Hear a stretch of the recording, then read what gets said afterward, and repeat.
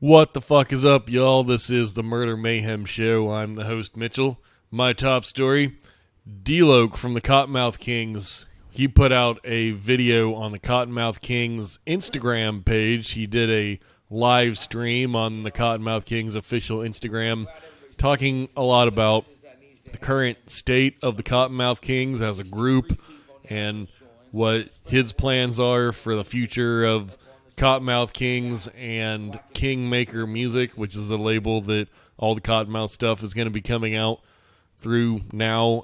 They already put out that Kingdom Come album on 4/20 of this year, and I had a lot of thoughts about that album, and I think a lot of people had a lot of thoughts about that album, and that's kind of what D-Loc was addressing in this video here. Now, my thoughts on Kingdom Come was that it should have been better than it was. You have D-Loc and Saint Dog, which Saint Dog hasn't been heavily featured on a Kottonmouth album like that since Royal Highness back in the day. And that's a great CD, and Saint Dog is awesome on it. He was one of my favorite people on that album. So with people leaving Kottonmouth Kings over the years, there's been some shakeups, Pakalika, rest in peace, before he unfortunately passed. He was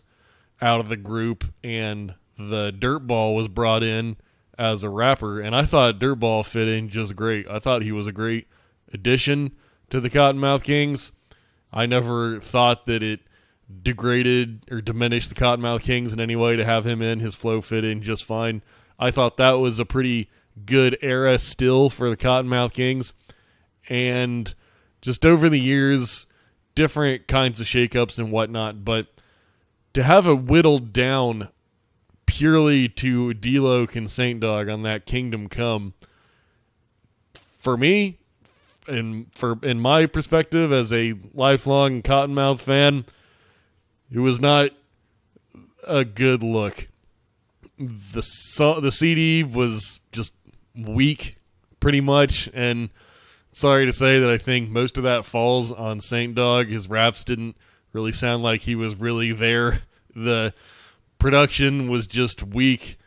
It was not sounding too good to me, and I think a lot of Kottonmouth Kings fans felt the same way, because I've been a Kottonmouth Kings fan since probably High Society. That's the second album, right? It's Royal Highness and then High Society, and it was probably the Wicked Clowns track with ICP that got me into Kottonmouth Kings. It was right around the same time, just about, that I became a Juggalo, that I pretty much was down with Kottonmouth Kings just about the entire time that I've been a Juggalo, and that was 1999. So I think it was just probably a few months or so later that I really started getting really into Kottonmouth Kings. So I've been following the Kottonmouth Kings journey all this time, and I've always said that Kottonmouth Kings were one of the most consistent groups. They would put out new albums just about every fucking year. Damn nearly every year of their career, they were putting out a new album that was like 74 minutes long, jam-packed, full LPs every year, like 22 tracks. They would put out a new album every year, and most of them, if you ask me, were pretty good. At the very least, pretty good. And this is one of those things where sometimes people say, well, all they ever did was repeat themselves. All they ever did was talk about weed. All their shit sounds the same.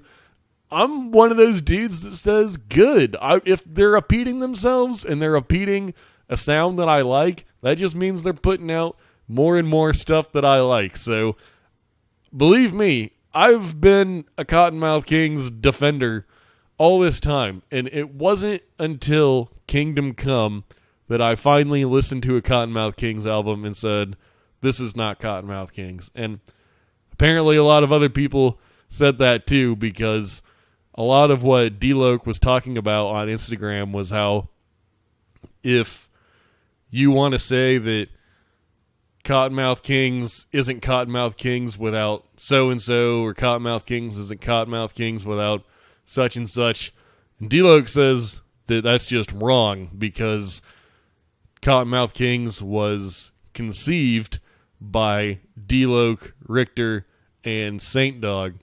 Now, I know what he's talking about there in the history. As I understand it, it was their idea to start a rap group to begin with, but I do feel like he's kind of pushing Daddy X out of the history there, because maybe it was the three of them's idea to start a rap group together while Daddy X was still in the Humble Gods, but it wasn't Kottonmouth Kings until they all came together. There are no Kottonmouth Kings releases before Royal Highness, I don't think, that I know of. If there is, let me know. But as far as Kottonmouth Kings as a group goes, if you ask me, Daddy X is also one of the originators of Kottonmouth Kings. But be that as it may, D-Loc's position is that since they were the ones starting a rap group, it was their idea to start a rap group together, then they're the originators of Kottonmouth Kings. And I see where he's coming from on that. I think there's some merit to his point. And I actually went into this video with a pretty hard and fast position on this. Like, I've been one of those dudes that he's talking about that says this isn't Kottonmouth Kings. And another weird thing about that Kingdom Come album is that Johnny Richter had just cut ties with Kottonmouth Kings prior to the release of Kingdom Come, yet on Kingdom Come he's on a bunch of the tracks, like half or perhaps even more than half. He's on a bunch of tracks, but he's credited as a featured guest featuring Johnny Richter, which is just a weird thing. It's like, how you gonna have a dude that for all this time has been in the group and then he's on the album, but he's a featured guest? It was just a weird look. So that was another weird curveball. Just one more layer of weirdness on that album that made it like, is this really a Kottonmouth Kings album, or is this just a side project that D-Loc is attaching the Kottonmouth Kings name to just for the clout? And that's where I was coming at it from. And a big part of me still feels that way, but I gotta say, watching this video, this 20-minute Instagram stream that D-Loc did, it actually was pretty convincing. I mean, I'm just keeping it real. I'm not one of these dudes that walks into something with an opinion and is dead set on walking out with that same opinion. He was kind of convincing, and he sounds super passionate about the whole thing. And his whole thing is like, we started the Kottonmouth Kings, so what am I supposed to do now? Just quit the group because so-and-so is gone or so-and-so is gone? Am I supposed to just walk away from the legacy?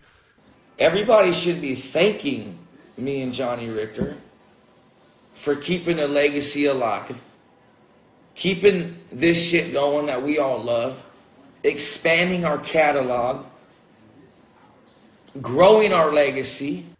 And I think his passion for the group really comes across, because my whole thing, if you would have asked me before I watched this video, would be like, you're not upholding the legacy of Kottonmouth Kings when you do this. You're diminishing the legacy of Kottonmouth Kings.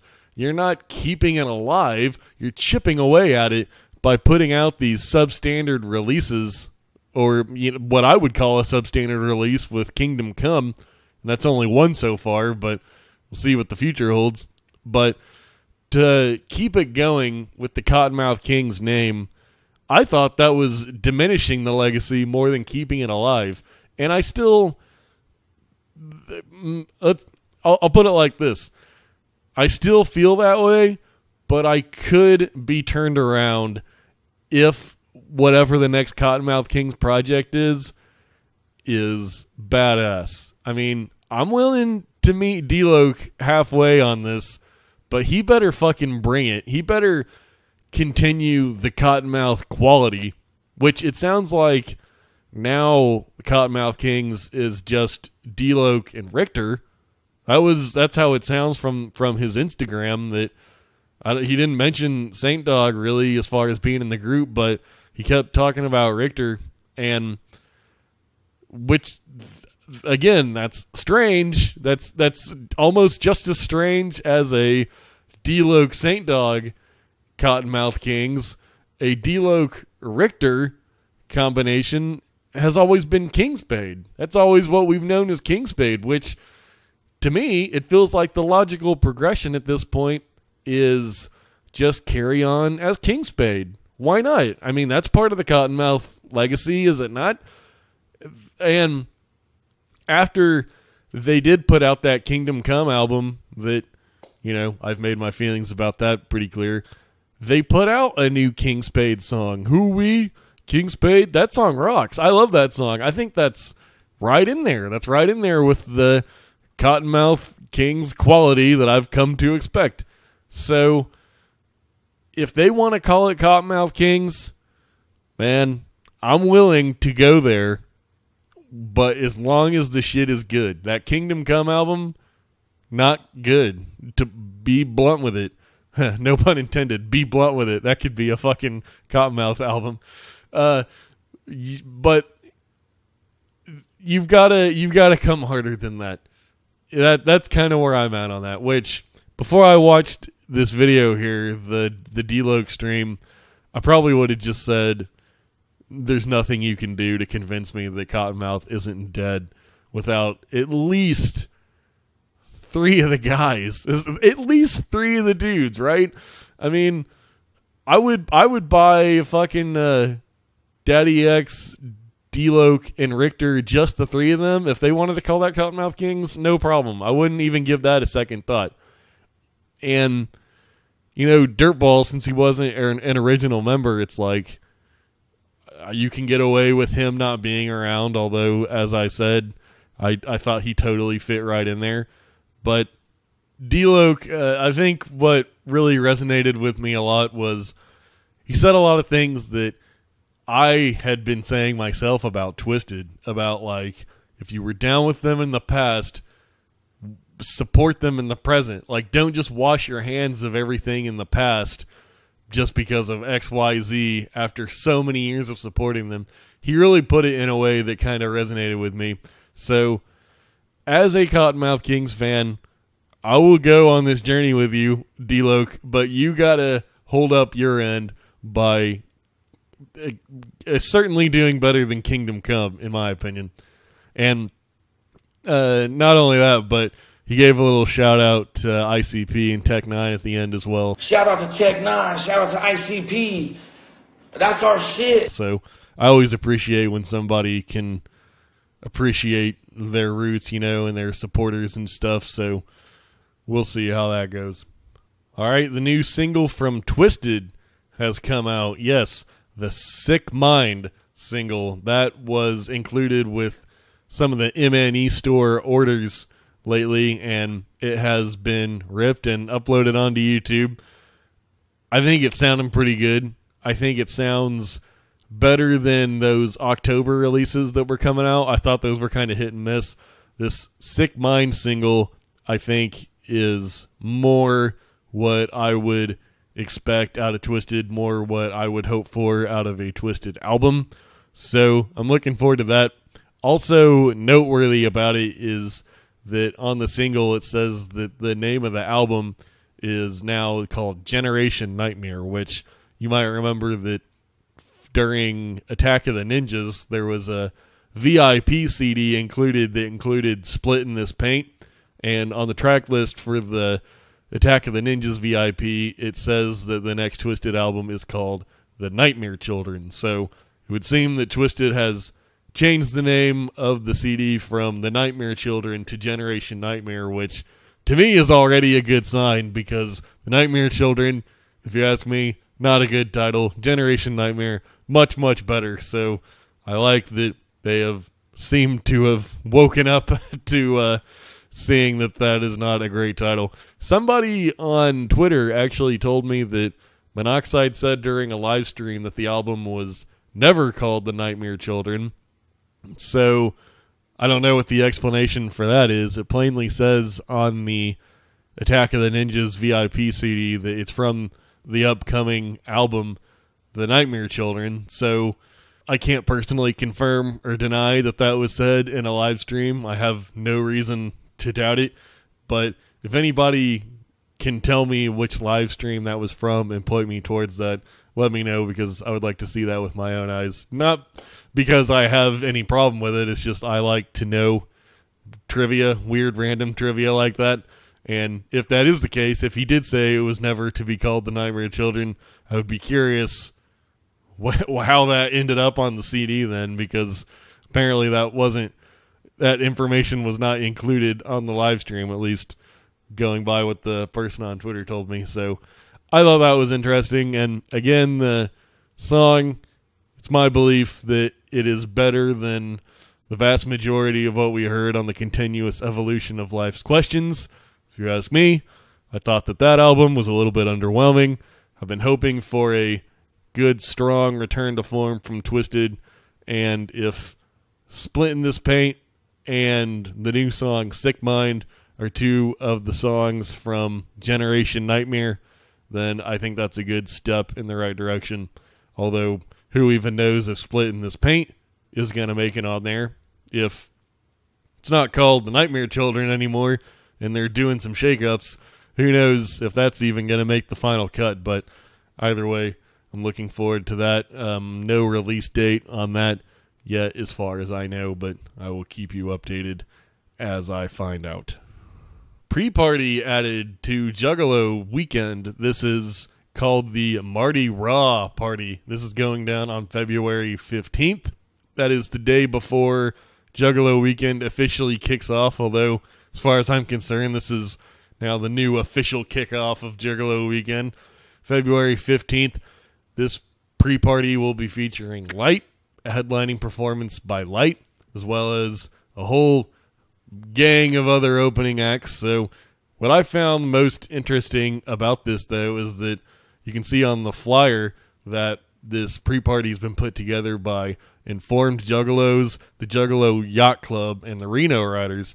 And these are three Juggalo cliques, and they're really coming into more than just being cliques lately. They're more and more involved with psychopathic events and shit. So I really respect the fact that these Juggalo groups are doing it for themselves now. We're not just waiting for fresh shit to happen. Make it happen. And I would love to get in on some of this shit, but I'm just one dude. These other cliques have, large groups of people. I'm literally just one man, so I don't really know what I can do at this juncture to get in on this kind of shit, but I love seeing it. I love it. Promoting shows, putting together their own stuff, and this isn't an isolated incident. I mean, Rox TV has been putting together shows, and anything that the Juggalo groups can do to be self-sufficient, I'm into it. And you see this going on at a lot at the Gathering as well. Like Juggalo Yacht Club consistently putting on their wine mixer. Reno Riders doing a lot of stuff at the Gathering and at various events and whatnot. So I'm into it. I like to see that. Made an impression on me. It's inspiring. As a Juggalo myself, I would love to get in on this somehow as soon as I think of a way. But peep that out. That's the Mardi Raw pre-party going down February 15th in New Orleans, just before Juggalo Weekend. Here's an interesting factoid that, as far as I know, was breaking news on the Juggalo show last week on the 13th, on December 13th. So not only do you get in Shaggy 2 Dope, but you get Ouija Mac. And if that isn't enough, you get DJ Clay out there, and it's going down, man. It's going to be a great tour. DJ Clay is added to the Shaggy tour. As far as I know, this had not yet been revealed, and I don't know if they realized that they were breaking news here, but it would seem that DJ Clay has been added to the Fuck the Fuck Off Motherfucker tour. Yeah, Shaggy's solo tour. We knew that Ouija was going to be there, but DJ Clay is going to be there as well, which it is kind of a no-brainer. You do usually see DJ Clay around when it's a Shaggy solo performance, so maybe it was a foregone conclusion, but it wasn't on the flyers or anything, so I don't know that it was necessarily set in stone before, but I'm way into it. DJ Clay rocks. Having a live DJ there, especially during a Shaggy set, really complements the music a lot. And it kind of takes me back to the original Fuck the Fuck Off tour. That was, 2005-ish? I'm just going off the top of my head. 2005-ish probably was the first Shaggy solo tour, and even the first DJ Clay tour. He says it on the Kept Grindin' song, on the DJ Clay song Kept Grindin'. In Clay's verse, he says, "Fuck the fuck off, I was on my first tour, and little did I know it was the first of many more." Yeah, that song rocks. That's digression. But I was at that tour. I saw the Fuck the Fuck Off tour back in the day. It was the bomb. And this seems to be like a similar vibe to that. The only way you can make it a total recreation would be to bring the Axe Murder Boys out along with them. But let's just say I don't see that exactly happening. But either way, Shaggy solo tour, fuck the fuck off, motherfucker. Not going to want to miss that. As well as, of course, the Ian J tour, Violent J, Isham. Those two tours will both be the shit. Peep those out if you possibly can. I plan on making it to both of them, so you might see me around there. Some other tidbits that were revealed on the Juggalo show. They talked a lot about Big Ballers. Yeah, the Ballas Christmas at Our House party. That is coming up very soon. It's Friday and Saturday, I do believe. Sadly, I will not be there. I kind of regret that I didn't make arrangements to that, because this shit sounds right up my alley. All the stuff that had been previously announced, like the acoustic set and the full tour of the Psychopathic warehouse and offices, including the Lotus Pod. That sounds like the shit. They also revealed some new details, though, on the Juggalo show, like that Big Hoodoo was going to be performing at the after party. As far as I know, that was new information. Psychopathic Radio is going to be in effect from 4 to 9. I believe that's what they said on the Juggalo show. From 4 to 9, Rudy and Keegan are going to be putting it down on the Psychopathic Radio. And, man, they even said that they would let people hop on the show if they want to come in on the Psychopathic Radio studio and hop on the mic. Then they would let Juggalos fuck around on there for a while, which that would be right up my alley, man. I'm telling you, if I was at that Ballas shit, I would probably just be there literally for the entire 5 hours. I would fucking be angling my way into being a third co-host, but all of that is a moot point, as I will not fucking be there. They also explained something that I've been talking about here on the Murder Mayhem show for a few weeks now. Rudy has been teasing some big JCW news coming, and over the last couple episodes of the Murder Mayhem show, I've been wondering what that was. Well, it turns out that there will be JCW at the Ballas party, so that's what the news was, and that sounds nice. That sounds pretty cool, and I'm glad to have that finally answered. It sounds like the shit. If you're going to Ballas, I want to hear from you afterwards what your experience was like. We all know by now that cell phones will not be allowed in the premises, so there's not going to be tons of live streams and shit going on like there always is at these Psychopathic events. The only way we're going to know what happened is to hear it from you. So if you're going to Ballas, please do everything you can to tell everybody everything that happened, because I would love to hear those behind-the-scenes stories in that ICP Storytellers acoustic set. And according to them at the Juggalo show, there's going to be surprise guests at the acoustic set. And who's it going to be? I don't know. You don't know. They didn't say. It'll be the shit regardless. So as of the Juggalo show last week, they said there were still some tickets to the Friday night at Ballas. So by all means, if you were able to make it to that, please do, because I want to know your story. Alla Xul Elu did an interview with the Fresh is the Word podcast. That went down at Twiztid. And if you're a new fan of Alla Xul Elu, as I am, then it's interesting to hear, some of their backstory and shit. The interview is pretty funny. It kind of has the tone of an old school ICP interview where they're just fucking around the whole time, but there is a few actual tidbits of info in there.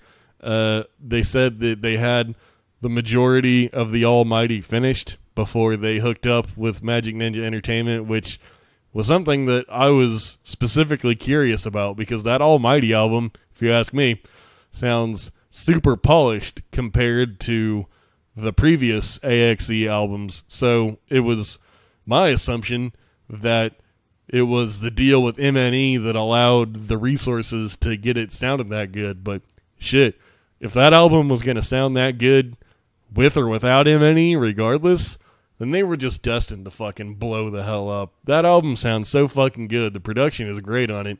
And they did say that they added some tweaks to it after the MNE deal, like getting Bill Moseley on the intro, and I'm sure that the Twiztid feature as well was part of that. But they also were asked their influences, and they gave big credit to ICP, Twiztid, and Lotus as their big influences coming up. What was some of those early memories of going to shows? What shows were you going to, and how has that affected what you're doing now? ICP Twiztid shows, man. Psychopathic, that pretty much molded what we do now. I mean, it's kind of the standard, if you will. 2001, I went to Hatchet Rising. And it was Lotus, ICP, Twiztid, Blaze, ABK, all one night. And Lotus blew my fucking mind back. That was like the first time I ever went to like an actual fucking concert. And they had the masks on and shit, and they're in sync, the lighting, everything. And I just fell in love with that. And I forgot to mention earlier, a big fucking influence in what we do, obviously, is Dark Lotus. I mean, we said ICP, Twiztid, whatever. But yeah, Lotus, Tales from the Lotus Pot is like near and dear to my heart, bro. So, like I've said before, it's always good to me to hear artists give the proper respect to their influences and not just act like they came up with the shit on their own. It's like, no, we all know that you were inspired by ICP and Twiztid and Dark Lotus. It's so obvious in the music, so if you're asked the question, just fucking tell it like it is. And they did. They seem like real dudes. Big fan. AXE. Like I said, I'm a new fan, so I'm by no means any kind of expert on their history. I would love to know as much as I possibly can about them, so peep that out. That's the Fresh is the Word podcast. And speaking of podcasts, DJ Paul has put up the second episode of his new show called Mafia Radio. Man, I must be fucking slipping because this is the second episode. Just went up recently, but the first episode was up like a week ago, and I didn't even fucking know about this shit. And this is right up my alley. DJ Paul just fucking around talking bullshit on the mic. Of course, I would have liked to see that shit ASAP. The episodes are only about 20 minutes long, so it's a pretty easy watch. So far, just based on the first two episodes, it has almost a Howard Stern-ish kind of vibe to it. So far, he's had Seed of Six on as pretty much just punching bags of two dudes that he can make jokes about when he needs to crack a joke about somebody, which Seed of Six, I'm sure you know, is DJ Paul's nephews. It's Lord Infamous's son and then another of Paul's nephews, so that's funny to see them around, just two young dudes getting punked around by DJ Paul, a veteran, and it's pretty filthy. There's a lot of raunchy jokes to it and stuff, so if that sounds like something that you'd want to see, if you're a DJ Paul fan especially, check out Mafia Radio. I've been watching it on YouTube, but it's also on some app called Dash, which I don't fucking know shit about that. Just watch it on YouTube. It's better anyway, I'm sure. You get the full video and everything, so peep that out. Mafia Radio. A new Madchild album has been announced. This is very exciting for Madchild fans like myself. The album is going to be called Demons. There's already a single from it out, which is also called Demons. I thought that the single was hot. I'm a big Madchild fan. Not everybody is. That's so I've heard in my life as a Madchild fan since about, let's call it 2010. I don't know, I'm kind of just grasping at straws here. But it seems that Madchild is a pretty polarizing figure, But if you're a fan, like me, the new shit sounds good. Demons, that's coming out on April 12th on Battle Axe Records, so that's fun. Some of the previous Madchild stuff came out on Suburban Noise, which obviously that's not a thing anymore, so that'll be coming out on Battle Axe Records. The new single is pretty interesting because he talks a lot about relapsing with drugs. You know, if you know anything about Madchild, you know a big part of his story was his drug addiction, and when he was really starting to blow up with the swollen members stuff, he started really getting in there, you know, making a name for himself, and then he just kind of reset his entire career due to drugs. Wasted a lot of his money. He wasn't working as hard, you know, and then he sobered up and started building his career back up, especially his solo career, and that's a big part of his whole story. Now, there's always been mad speculations that he wasn't really sober, that it was just bullshit, and he talks about that a little bit on the song, and it would appear from his own mouth that there is some truth to that. And there's even a line in there that I found pretty interesting. He says, "There's a reason I'm not playing all the festivals. I was popping Xanax sitting around like I'm a vegetable," which that kind of reminds me of the 2017 gathering.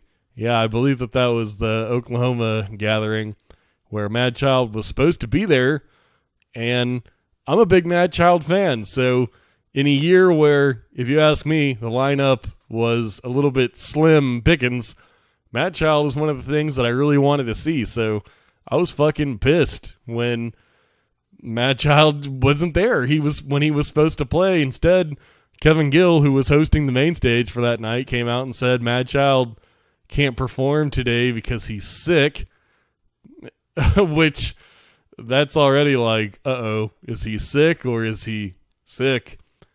And then he was supposed to play the next day instead, and that just never happened. But he was supposedly on the grounds. People said that they saw him walking around and stuff, so it's like, okay, you're there, but you're sick.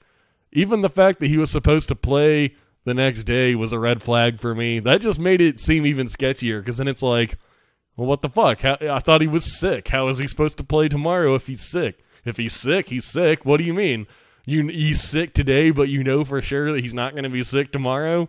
That seems a little suspicious. And then, of course, the next day, whatever sickness he had the first day, he must have had it the second day, because he didn't fucking perform at all. And he didn't perform at the march either. He was supposed to be at the Juggalo march, and he didn't end up making it for that either. So probably the same type of deal, sadly. And I mean, the writing was kind of on the wall. People were suspecting that the entire time. So hopefully this time he sticks. He sticks with his sobriety. Really fucking brings it. I think all the Madchild solo albums are great.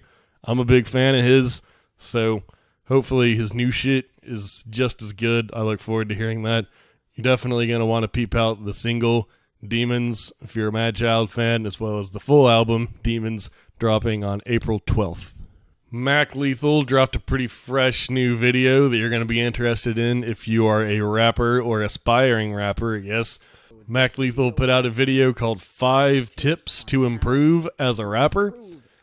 It's pretty interesting watch. It's only about 6 minutes. Even if you're not a rapper, like I'm not a rapper, still interested to hear the tricks of the trade from an expert like Mac Lethal. And there's some pretty good tips in there. He has some tips for improving your breath control and rehearsing and delivery, riding the beat. I don't want to spoil the whole thing for you, but I think you're going to want to check that out if you're a rapper, whether you're a fan of Mac Lethal or not. He even says in the video, even if you think I'm whack, I think I can give you some good info to glean onto here. And man, let me tell you, as a Juggalo especially, and I'm sure you've seen this too, there are a lot of bad rappers out there. Just bad.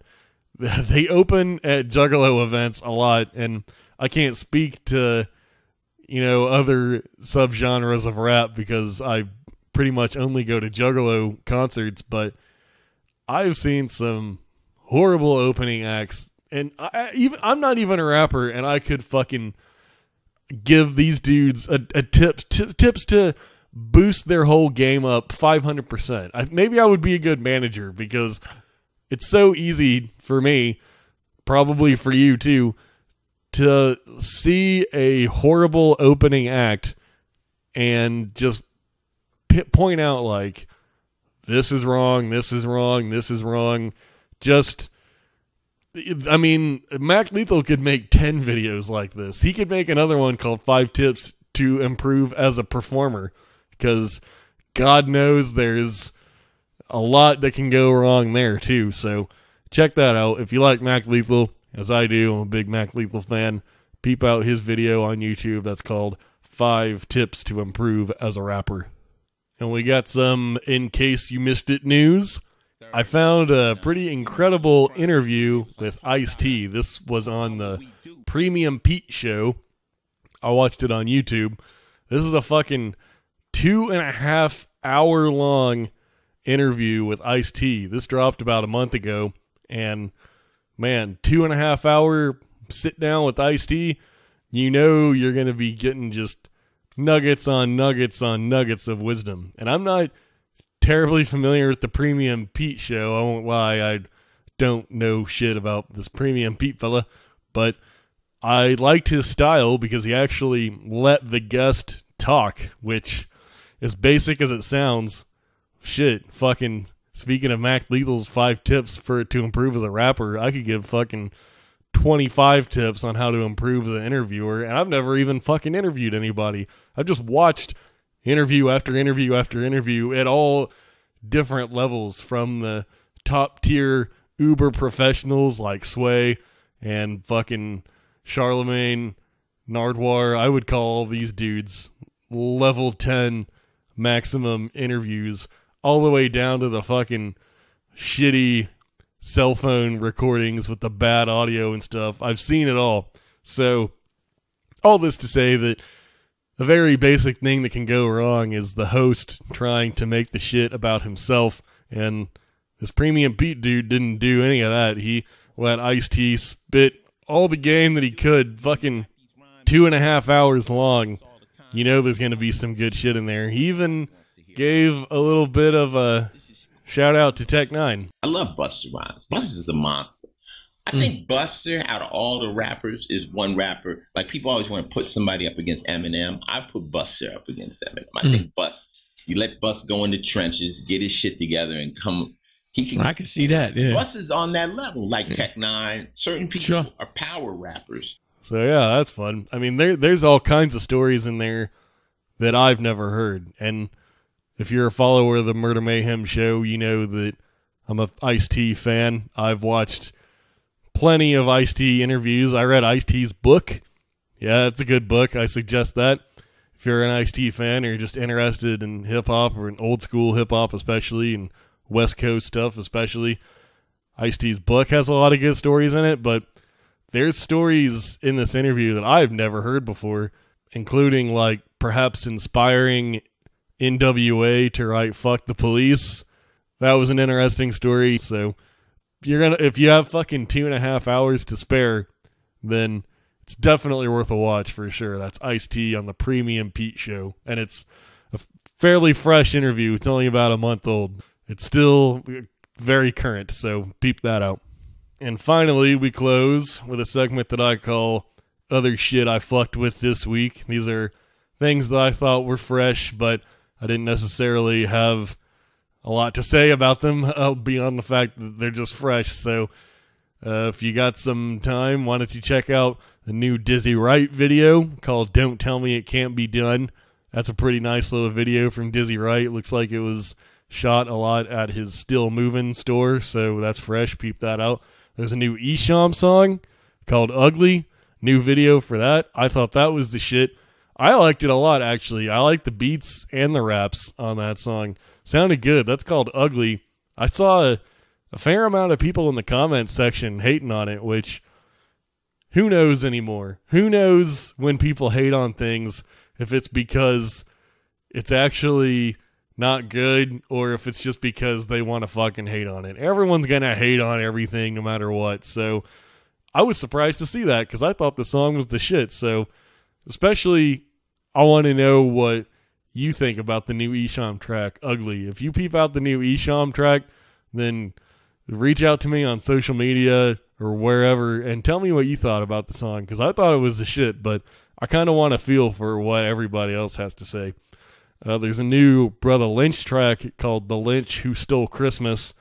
Now, this is an interesting song. It's about 6.5 minutes long, but it's mostly just a beat, and it's a fat beat, and it sounds cool, but it's mostly just a beat with a little bit of lyrics sprinkled in there on top, at least for the first about 4.5 minutes, and then Lynch comes in with a pretty sick verse for the last minute and a half or so, but it's mostly just a beat. So as long as you know that going into it, it's worth checking out. That's called The Lynch Who Stole Christmas. Ouija's new video, of course, the Killaho Tribe anthem. Good video. Ouija just keeps cranking them out. Good stuff. I liked this song on the album, on Gutter Water, when it came out. So peep that video out if you're into Ouija. New DJ Paul video for older song. New video, older song. The song is called None Like Mine. That was originally on the Yachts album from 2006, the Year of the Six album from DJ Paul. And this is actually a tribute song and video to Koopsta and Lord Infamous. So if you're a DJ Paul fan, especially if you're a 3-6 Mafia fan, or a Koopsta fan and a Lord Infamous fan, check out that video. It's a good song on its own, but the video will get you right in the gut because it has all this archive photos and videos and stuff of Koopsta and Infamous and 3-6. So you're going to want to peep that out, I think, if you're a 3-6 fan. That's None Like Mine by DJ Paul. So I think that just about does it for this episode of the Murder Mayhem Show. There's a few Murder Mayhem Show notes that I want to put out there. I saved this shit till the end because I hate it when people front load their videos with bullshit. I put my bullshit at the end, but last week and this week, I'm going to start putting the Murder Mayhem Show videos that I've been putting out recently as a podcast as well. So the Murder Mayhem Show podcast has about 30 episodes so far, something like that. There was about 29 episodes that I did before I started doing these YouTube videos, and they were just dropping sporadically at any random time. Sometimes months and months would go by in between episodes. But now that I'm doing these videos, I thought it would be only wise to converge them, do videos that double as podcasts as well. So if you're a listener of the Murder Mayhem Show podcast, why don't you peep out the YouTube channel and watch the video of this episode? If you're watching this on a video, why don't you go peep out the podcast and listen to what you just listened to again? But now you can do it while you're working out or whatever the fuck. So, Murder Mayhem Show podcast, Murder Mayhem Show YouTube. A lot of the content is going to be repeated, I think, but there's also going to be exclusives on each, so I'll let you know what's going on with that. Follow me on Twitter, of course, at Murder Mayhem Guy. Very active on Twitter all the time. If there's any question about where I'm getting all this news from every week, it's mostly from Twitter. Anyone on Twitter can tell you that I'm fucking on that shit all the fucking time. Which, by the way, let me retroactively do something that I forgot at the top of the show, which is give a shout out to the Beneath the Dirt podcast for putting up that D-Loc video, because that was an Instagram live feed, which I don't really fuck with Instagram too heavy right now. I am going to get into that eventually, get into Instagram, but the Beneath the Dirt podcast is actually the one who recorded that D-Loc video and uploaded it onto YouTube. And then Fago Lovers reported on that video. So between Beneath the Dirt and Fago Lovers, I probably would have missed that shit entirely if it weren't for each of them. So definitely a shout out to Beneath the Dirt. Go check out that podcast if you haven't yet. And Fago Lovers, of course, the fucking Don Megas when it comes to the Juggalo news game, if you ask me. So you can also go to the Murder Mayhem Show Facebook page. That's facebook.com/Mayhem Show. everything's available on MurderMayhemShow.com. Their YouTube channel is youtube.com/C, the letter C, /Murder Mayhem Show. Please subscribe. I'm at somewhere like 800 something subscribers on YouTube, and as I understand it, it takes 1,000 subscribers on YouTube before you can monetize, which who the fuck doesn't want to monetize? So please subscribe to the YouTube channel. If you're watching this on YouTube, go check out the podcast too, because more downloads and plays and clicks are going to help down the road for that too when I get into monetizing the podcast. So everything's available on MurderMayhemShow.com, all the social media pages. There's also blog posts there as well. YouTube channel has remixes and stuff that I've done, mashups with various psychopathic songs and shit, so all kinds of fun shit. There's memes on MurderMayhemShow.com, a lot of just funny or cool looking images that I've made that you can post all over your own social media sites, whatever. That helps. Tell a friend. Thanks for checking it out. One more shout out to the Tales from the Lotus podcast for sure. I was on the Tales from the Lotus podcast recently. Those dudes are fucking cool as hell. Fucking Warlock Side, Scottish Misfit, DJ Run for Cover. Those dudes have always been cool as fuck to me. Very supportive, very cool. Always reaching out to me, asking me to be on the show. Fucking the nicest dudes. That's just a fun show to watch, and it's a fun show to do. I love doing Tales from the Lotus podcast, so if you're not up on the Tales from the Lotus podcast, you might want to check that out, especially when they're streaming. When they're doing the live stream, that's when it's the funnest, I think, to watch and get on the chat and fuck around and shit. But even if you want to go through their archives and stuff, like the one that I did recently, then peep out Tales from the Lotus podcast on YouTube for sure. So until next time.